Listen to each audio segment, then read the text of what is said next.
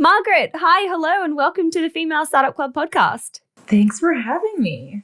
I'm so excited to dig in. Like I was saying before, I feel like the business that I'm building with my husband is in that, food industry, the CPG space, and I'm excited to understand the blueprint and everything that you've been doing so far in this last 12 months especially. But I always love to start by getting you to introduce yourself and tell us what your business is.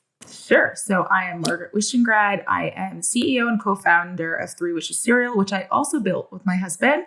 And the brand for us is around a few things. So it's a better for you breakfast cereal. So it's high protein, low sugar, gluten and grain free. And those were our three wishes. Our other three wishes was the Three Wishingrads.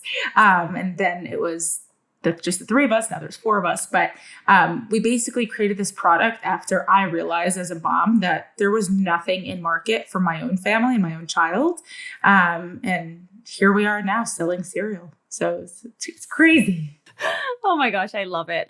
What year are we talking about when you have this moment of, I can't find a cereal, I might think about making one myself? Yeah, so it is late 2017, and my son at that age was about 6 months old. And one of the things everyone recommends is for pincer skills is cereal. And I'm like, oh my God, I haven't had cereal in the longest time. And I don't really see anything for my kid. Like, am I the only one feeling this way? Is this a real problem? And yeah, it was totally a real problem. Oh my gosh. And so at that point, had you already thought of yourself as becoming an entrepreneur? Had you dabbled in entrepreneurship already?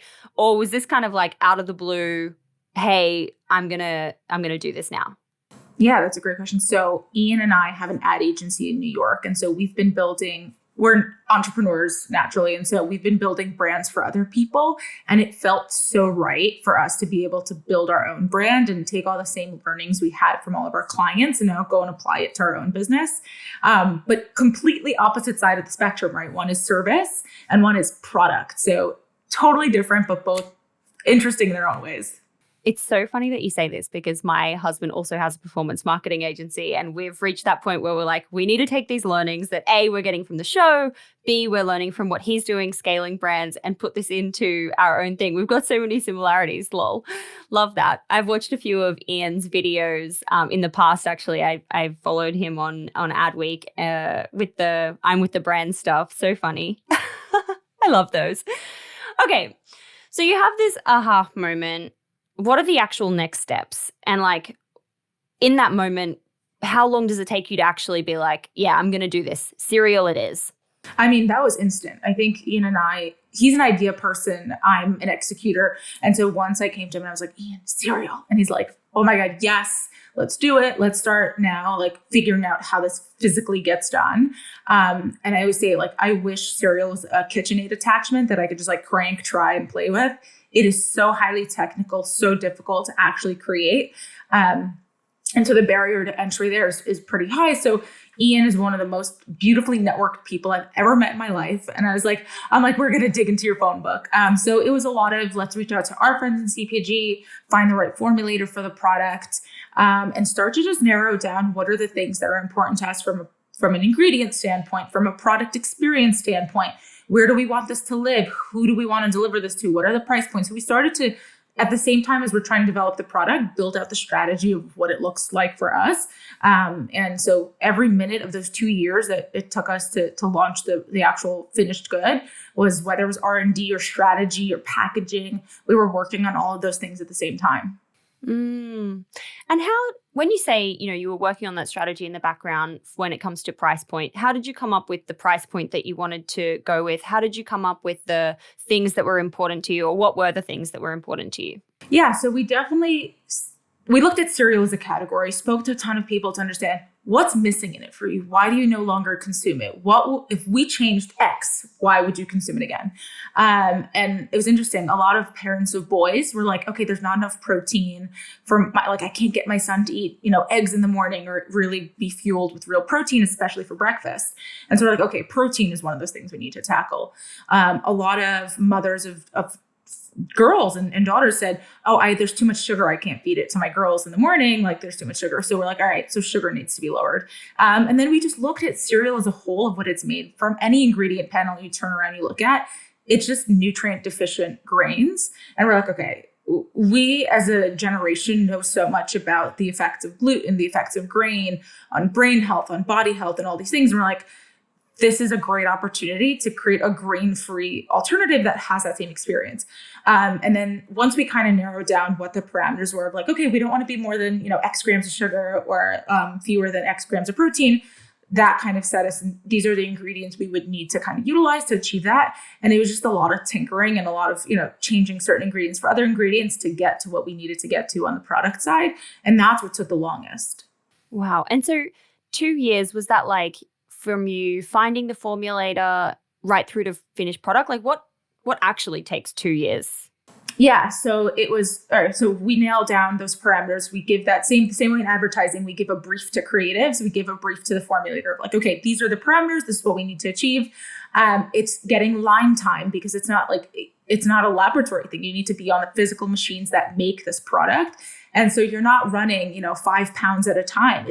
You're running thousands of pounds and you're going through a lot of ingredient to just see if it performs and expands properly and coats properly and, it tastes the same in milk like you would want it to. So it was tasting the product, and we could have probably launched a year into development. And I'm a stickler for product. And I'm like, I can't go to market unless this is something that I'm like so in love with. And the other thing for us was we have now a 4-year-old, but then when he was, 1, 2, he is the pickiest eater you could ever find. And the best thing, it's like, yes, our marketing background's a beautiful thing. And the fact that I can, paint a beautiful picture for a consumer. But for me, it came down to, is my son so obsessed with this, whether it's in no box, a big box, a huge box, like it needs to work as a product. And when he finally was like, Mom, I want more of this, I was like, okay, my job here is done. And that happened to be 2 years. So it was a blend of, getting the ingredients, getting the line time, being set up to now run this full scale. And so it was all of those things that kind of led to the 2-year timeline. I wish it was shorter. That is so interesting. Did you keep tally of how many samples you had to do? Oh my God. If I kept, I would have run out of notebook space. Hundreds? No. I mean, if we counted every flavor and every variation of the puff, easily. But it was, it's just every little tweak changes the product so much, right? And every little ingredient and proportion, it's so scientific. So it was a lot of cereal before we got to the cereal we loved. Gotta love cereal a lot. I always love to ask about the money side of things. How much money did you need to invest to get started, and how were you financing it in the beginning? I mean, it sounds like, lots of samplings, 2 years of R&D, formulators. Sounds like it requires a lot of upfront capital. And then I also imagine cereal requires huge MOQs. That's exactly correct. So to get, just for us, we weren't comfortable in going to the investor community or even our friends and family until we had a really a great minimum viable product. So everything until the actual time we had that thing in a bag and we're try it. Up until then, we bootstrapped it. And so that was probably $250,000 of investment to get there. And then from that point on, then when we had our product, as close to what the finished product in market was, that's when we started to bring it to our friends and family and started to look for investment, because it is a product that requires these massive MOQs, truckloads of finished product. And so that's, why we had to go out and raise as well. And for you guys, I read that you launched into retail kind of from the beginning. Was that originally the plan, or was the plan to go D2C, go e-commerce, or was the plan to do both? I take a step back with the strategy side of what we did for 2 years. And for that, we were thinking about who's the consumer. It's a consumer like myself or my husband or, any of our friends and family. And we think about the behavior of cereal. And cereal is still predominantly children and predominantly in retail. And unless you're a specialized product that adheres to specific diets or super niche, that's where I feel like online's a very interesting thing. But if we think about cereal as a category, it's the biggest aisle in the grocery store, right? It's the longest one with the most SKUs that you can think of, with every flavor, color, character you can think of. And so it is definitely a retail heavy product. And so when we thought about that behavior, we knew we were changing what it's made of. The macros, we kept the similar behavior things where it was what we expect taste to look like, what we expect shape to look like, where we want price point to float. And so we didn't need to change the behavior of purchase. So for us, we're like, okay, let's keep it in retail. Let's keep it attainable at an attainable price point in retail. So when that mom like Margaret wants to go and buy her child breakfast, she doesn't have to go order it online and wait 2 weeks. If she wants to do it, she can. It's available there. But I wanted someone to be able to go, okay, I'm going to Whole Foods. I'm going to pick up some chicken, broccoli, and 3 wishes. And so that's kind of how we thought about it. Got it. And so obviously the pandemic kind of hit as you launched. You launched end of 2019, right? Or beginning of 2020? Late October 2019, yeah. Oh my gosh. So you're launching right in the lead up to the pandemic. You don't know what's about to come. What was that early kind of time like when you were launching? And what was the launch strategy, I guess? Yeah, so when we launched, there's a local store here in Westchester called Stu Leonard's. And we just we know the family, we decided to sample our product there. And we're like, all right, let's see how many boxes we sell. On a day that we would sample, we would sell 200 plus units. And we're like, okay, there's real love for this and demand here. And it was really fun. And then from that, a producer from Good Day New York approached us and was like, hey, do you want there's going to be this morning segment. Do you guys want to be a part of it? And we're like, yep. We absolutely do. And I guess when's the segment? They're like, oh, it's Friday, October 25th or whatever it was. Do you want to launch? And we're like, okay, guys, it looks like launch day is October 25th. And so that's kind of how we decided to launch. And it was great. And for us, because we spent that time figuring out in a very detailed manner of where are we, what retailers are we approaching, when are we doing it, what are the reset cycles? Because the thing about retail is not like you can go have an appointment with a buyer and then think it's going to be on shelves in 2 weeks, right? Everything's on a reset cycle. Your meeting is months in advance of you possibly even hitting shelf. You have to work with distributors. It's so many levels to getting into retail. And so we had authorizations because we started doing the work before launch. We had authorizations by the time we did launch. Within 2 weeks, we had Whole Foods in SoCal. We had Wegmans. We had Sprouts a couple weeks after that, then Whole Foods Northeast. And it started to just pick up. And this was kind of pre-pandemic. So by the time it was really peak pandemic, we had our approvals and authorizations. So we were kind of sliding in right in time. When you think about looking back, how long in advance did you need to start, reaching out to the buyer of X, Y, and Z to get a meeting to kind of, open those doors? Are we talking 6 months, 9 months, a year? It varies with every single retailer and buyer. I think the thing for us is we knew we were creating a real solution for a declining category where there was no innovation. So there was such excitement. Buyers were so excited to find something new. It wasn't like, oh, here's another, XYZ product. It was, oh, here's something our consumers have been looking for. We're giving the consumer permission to shop in a category that has been so taboo for so long, where it's like, oh, it's just sugar for breakfast. And here we're bringing real nutrition. We're allowing you to have that great taste. And that's kind of, I think there was real genuine excitement there. And so it was a mix of luck and having the right product at the right time. And there's no too early. Once you have a product that you're comfortable and ready to get into retail, start finding a way to those buyers and start having those meetings and having those conversations. It could be months before you see a shelf. Wow, that's so interesting and something that's so key in keeping in mind if that's the way you're going to go down, for launch. What actually happened when the pandemic hit? In terms of, did you have to pivot more away, obviously more into e-commerce, but away from e-commerce in some ways because you already had these retail stores? I'm wondering what actually shifted and how you had to approach it. Yeah, so it's twofold. So something that was super important for our product is discovery, right? And so no one was really going into grocery stores anymore and walking the aisles, having a great time, looking around, sampling things. It was no sampling. And a lot of it was okay, you're going into grocery, you need bread, water, and you got to go home. And so I think that makes it difficult to create some kind of brand awareness when you're just running past these shelves. The other part of it is, I remember it was so clear. So I remember some store shelves had, oh, you can only buy a limit of 2 boxes of any cereal. The store's only allowing you 2 boxes of cereal. So where other brands started to run out of inventory, and because we were new, we're like, oh, we have inventory. You want to give us shelf space? We'll bring it in immediately. And so we were able to be a reliable partner for our retailers. And that was super important, that we were both helping each other, and that was interesting around that time.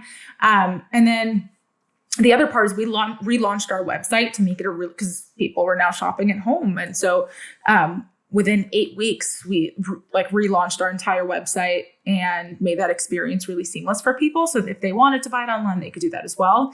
And what it really forced us to do was be creative and nimble, which is our life before cereal. And we started thinking of really interesting ways to create some interest and buzz and what could we do in our local community. So our driveway in our house is a U-shaped driveway.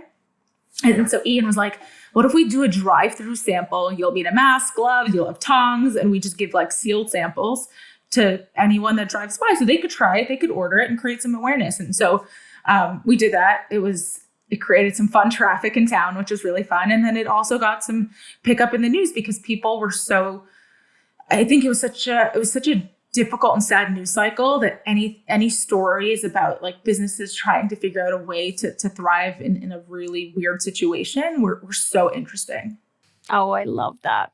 And I actually saw something else on your Instagram that I thought was just the cutest thing. I think it was your younger son, or maybe it was your older son. I'm not sure. One, yeah. Your older son with the box of 3 wishes outside the studio asking for, I forget the name of the guy, John Oliver.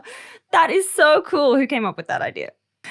So we saw the John Oliver piece that he had like this whole little thing on cereal, and we're like, what can we do to like let John Oliver know that there's a new cereal out there in town? And so Ian and I were sitting that evening and we're like, all right, what do we do? And so we're like, all right, let's just take Ellis in the morning to the studio and find a way to deliver the products to John Oliver. And we decided to capture the experience, and it was just so fun. And I think the beauty of being a family business is, and I feel like we don't do it enough. We actually don't share our family enough, and we should. But the beauty is we are real humans behind a product. We have stories to tell. And so we try to involve our kids as much as we can. And so it was really fun to put that together.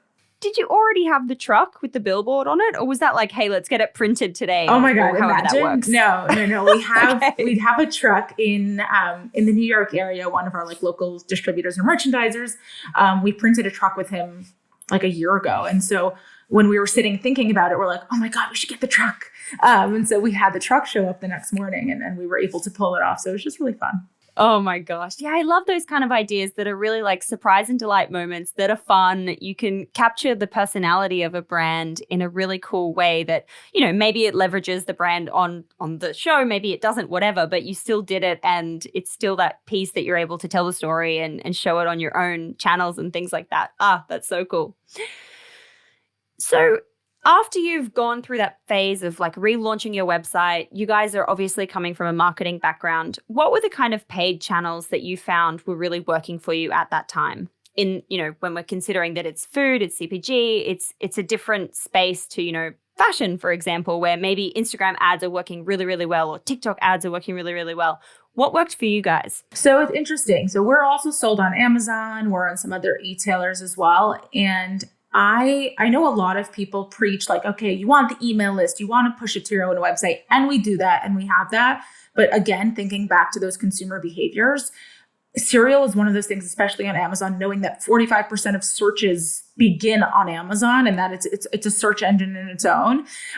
That's also a channel we focused on. And so I really spent resources and time and tried to build out Amazon versus, okay, let's do a little here, a little there. It was, yes, are we running Facebook and Instagram? Sure. But Amazon, I think, was so interesting because also during the pandemic, I don't know if you remember, like if you wanted to order streamers for a party, you'd have to wait 30 days because it was only essential items that would get delivered immediately. So it was a really good time for us to be able to capture that. Okay, you can get this, and this is probably the only item you can get in 2 days right now. And so being there for consumers that are looking for food on the platform was also a great time for us to push the brand out. When you say building it out on Amazon, what does that actually mean? It was just, PPC campaigns, or whether it's, ads on any other Amazon properties that then lead back to Amazon, whether you're capturing some of your Google search and directing it to Amazon, because that path to purchase is usually a little bit easier than it is if you're directing them to a website that they may not have seen before. So we kind of tested a ton of different things to see which net works and which net captures. And so we played around with a lot of things. And how has that evolved to now, sort of 12 months down the track? You've obviously got, amazing traction. You've been all over the internet, in the press. You've had these really cool guerrilla style activations. What's working for you that's driving growth now? And what's kind of like keeping that momentum going? Being that we're a brand that really cares about retail so much, I'm the biggest advocate for end caps, incremental placement, displays, those things when and especially now, I think there's excitement for people to get back into grocery stores and get back into the norm of what their life used to be. TBD on sample still, but just being an entire end cap, you can't miss it. You're walking, you're like, oh, what's this brand? Let me try it out. And whether it's, so I rather, if I had that dollar to spend in digital advertising or the dollar to spend in couponing or end cap placement, 1,000% the couponing or end cap placement.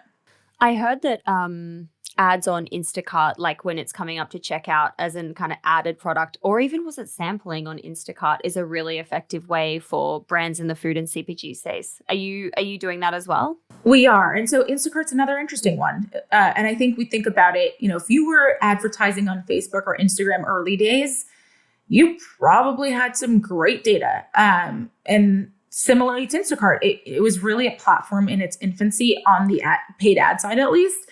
So being able to play around there and figure it out as the platform evolves has been really interesting. And we've had really, really terrific return on ad spend. So very pleased with Instacart as a platform. But it did require us to be in retail, right? You can't be on Instacart if you're not sold in retail. Yeah, totally. Right. We don't have it here in the UK, but I've heard a lot of women talk about it on the show. And I'm sure something like that is probably here or coming or something, but it sounds really cool. You've had great success in the last year. You've done multi-millions in revenue. You're in retail. You've got your e-commerce going on. When you look back at this first year in business, is there anything that you would do differently or anything that you were like, in hindsight, this is the most important thing, or those kind of key lessons and insights in hindsight? It's so hard to say because no one predicted a pandemic, and it's hard. It's a bizarre time to say, like, what would I have done differently? I think the thing that has always been in our favor, and this might be because it's not our first business, is that we're able, instead of like freaking out and not knowing what to do in a weird situation, we're very quick to be like, okay, this isn't working, pivot quick, stop burning cash, turn it off, keep going.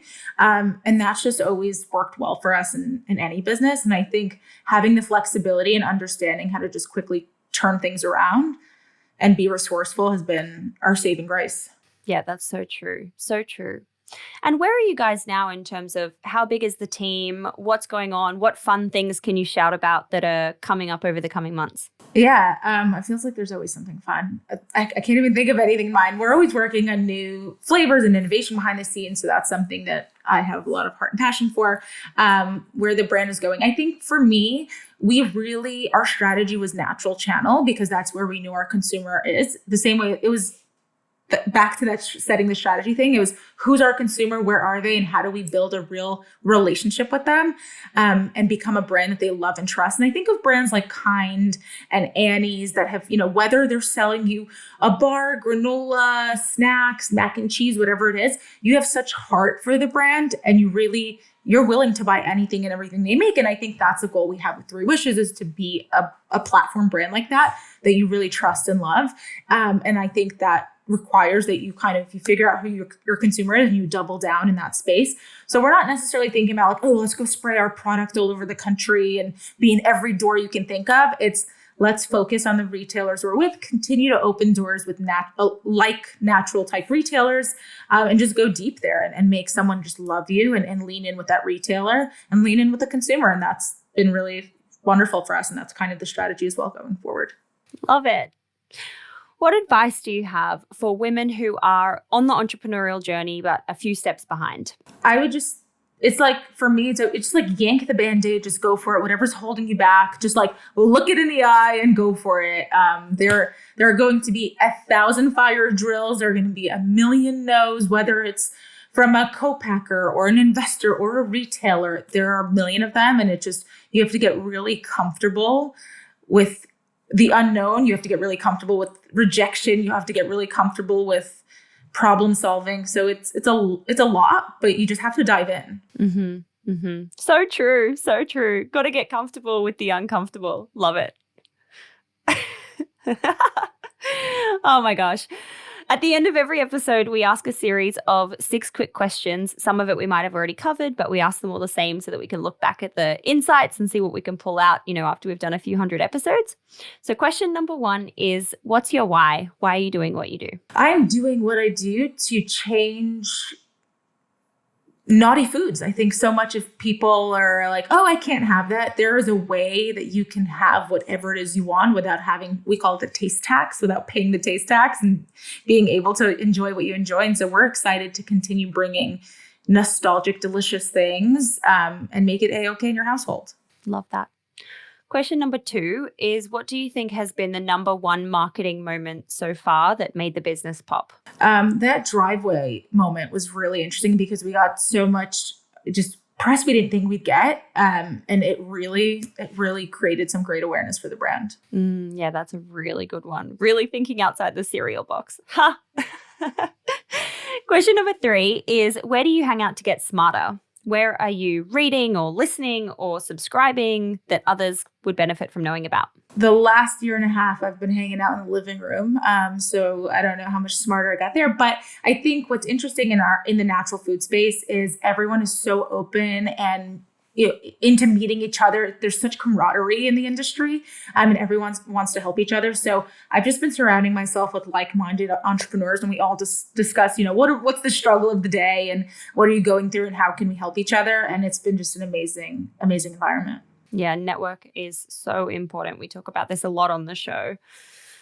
Question number 4 is, how do you win the day? What are your AM and PM rituals and habits that keep you feeling happy and successful and motivated? There are no rituals and no habits because it's havoc in this house. Having a 4-year-old, a 7-month-old, a pandemic. It's just like wake up excited I love what I do. So I don't feel like I need a moment where I'm like, oh, I disconnect for the evening, whether I'm working at 2 a.m, 7 a.m, or just like deciding to have a glass of wine. I'm so happy with what I do. So there is no ritual. It's just like, go and do it.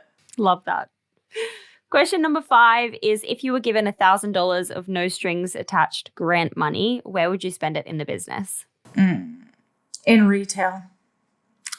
With that incremental display or end cap or whatever it is, or anything to drive trial. I think that's been the really interesting thing for us is anytime anyone tries our product, that conversion for them to buy it the next time has been the easiest thing. So getting it in someone's mouth, I would 100 times spend it on trial. What is an end cap, by the way? I don't actually know what that means. So in a grocery store, so there's a regular aisle, and at the end of every aisle where like you see a display like a full, that's called an end cap. Got it. Good to know. Thank you. And question number 6, last question, is, how do you deal with failure? What's your mindset and approach when things don't go to plan? So that's a good question. So I don't fail, because for me, failure means, and I always give the analogy of bike riding. For me, failure would mean you fell off the bike, you left the bike, you walked away, and you never got back on the bike. And that's failure, right? Accepting mistakes and not figuring out a way to solve them. And so for me, it's like, yes, do we fall off the bike and do we skin our knees and do we get upset and are there bumps in the road? All the time. But for me, it's like I figured out where the Band-Aids in the house are, figuratively speaking. And so for me, it's figure out how to solve whatever is at hand. And that's it. Keep on going. That's how you avoid failure. Just keep it going. And get back on the bike. Keep riding. Keep on riding. Margaret, thank you so much for taking the time to come on the show and share your journey. I've loved chatting with you, and I'm so excited to get to the US and try 3 wishes. Yes, I can't wait. Thank you so much.